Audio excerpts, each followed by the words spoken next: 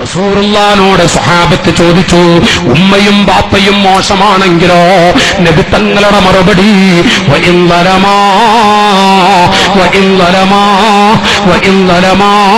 ഖാല റസൂലുള്ളാഹി, അവരെത്ര മോശപ്പെട്ടവരാണെങ്കിലും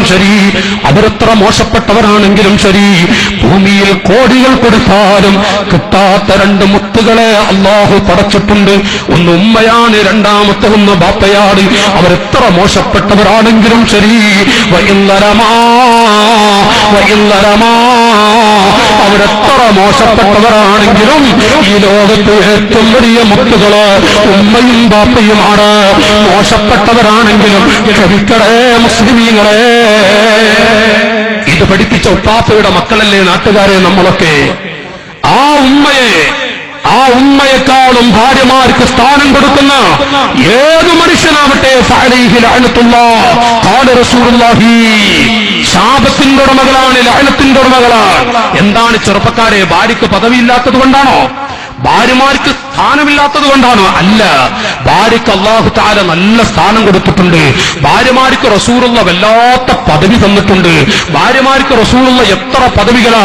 ഭാര്യമാരെ അടിക്കരുത്, ഭാര്യമാരെ ചീത്ത പറയരുത്, ഭാര്യമാരെ വേദനിപ്പിക്കരുത്, ഭാര്യമാരെ ദേഷ്യം പിടിച്ച് വല്ലതും പറഞ്ഞാൽ രാത്രി ഉറങ്ങുന്നതിന് മുമ്പ് ഭാര്യയുടെ കവിളത്ത് മുത്തം കൊടുത്ത് പൊരുത്തപ്പെടിക്കറേ. സുബ്ഹാനല്ലാഹ്, ഇത് പഠിപ്പിച്ച ദീനുൽ ഇസ്ലാം. ഭാര്യമാരോട് നല്ല ചിരിച്ചു കളിച്ച് നടക്കണം. പ്രായപ്പെടുത്തുന്നില്ല ഉപ്പമാരെ. 90 വയസ്സായ ബാപ്പ ആ ആളെ ഭാര്യയോട് നല്ല തമാശക്ക് പറയണം. എന്റെ ചെറുപ്പക്കാരെ, നമ്മൾ ഉമ്മി ബാപ്പ ഇങ്ങനെ തമാശ പറഞ്ഞ നസലത്ത് ബിഹിമുർ റഹ്മ, അവിടെ റഹ്മത്ത് വർഷിക്കൂലേ? റഹ്മത്ത് വർഷിക്കും. വയസ്സായ ഉമ്മി ബാപ്പ ഇങ്ങനെ ആ പഴയ ഓർമ്മ തമാശപ്പോഴും പറയല്ലേ. എന്തൊരു റഹ്മത്താണ്! ഭാര്യയോട് ചിരിച്ചു കളിക്കിച്ച് നടക്കുന്നത് പുണ്യമുള്ളൊരു കാര്യമാണ്. തമാശ പറഞ്ഞ് നടക്കുന്നത്. ഭാര്യമാരോട് നമ്മൾ അവരെന്തൊക്കെ പറഞ്ഞാലും ശരി, ഭാര്യമാർക്ക് അവർക്ക് വല്ലാത്ത സ്നേഹം കൊടുക്കണം. ചില ആളുകളൊക്കെ ഉണ്ട് ഭാര്യമാരോട് ചിരിക്കാത്തത്ര മനുഷ്യന്മാരുണ്ടറിയാം. നാട്ടിൽ വരുമ്പോ നല്ല ചിരിയും കളിയും. പള്ളിയിലൊക്കെ എന്തൊരു ശുദ്ധനാര്യം. വീട്ടിൽ ചെന്ന നരി മോഡൽ. എത്ര മനുഷ്യന്മാരുണ്ടറിയ ഇങ്ങനെ.